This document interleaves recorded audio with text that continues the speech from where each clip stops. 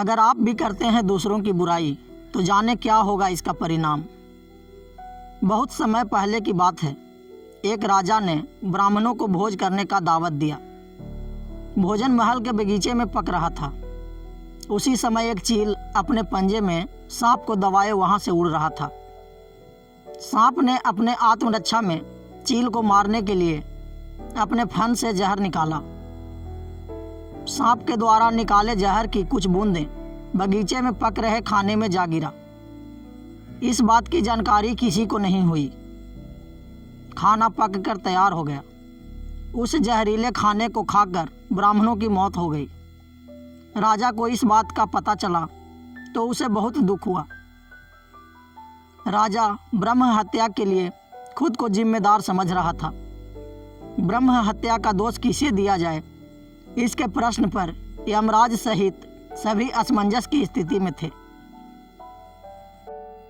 इस पाप कर्म का फल किसके खाते में जाना चाहिए? राजा, जिसको पता ही नहीं था कि खाना जहरीला हो गया है। रसोइया, जिसको पता ही नहीं था कि खाने में जहर किसने मिलाया। चील, जो उस जगह से जहरीले सांप को लेकर गुजर रहा था, या सांप को जिसने अपने आत्मरक्षा में जहर निकाला। कई दिनों तक यमराज किसी निष्कर्ष पर नहीं पहुंच पा रहे थे कि किसके खाते में इस पाप कर्म का फल जाएगा। इसी बीच एक दिन कुछ ब्राह्मण राजा से मिलने नगर में आए। उन्होंने एक महिला से राजमहल का पता पूछा।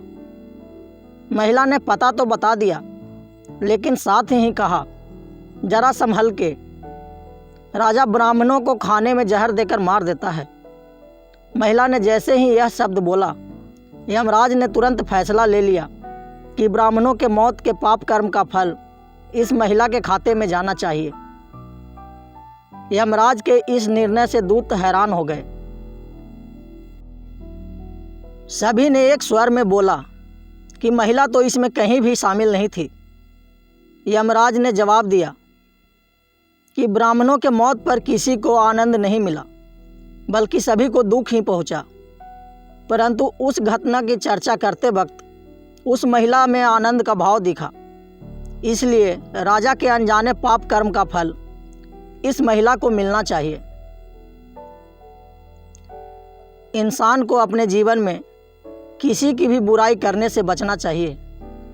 जब हम दूसरों की बुराई करते हैं तो हमारे जीवन में पाप कर्म का फल जुड़ जाता है, जिसका पता हमें भी नहीं चल पाता।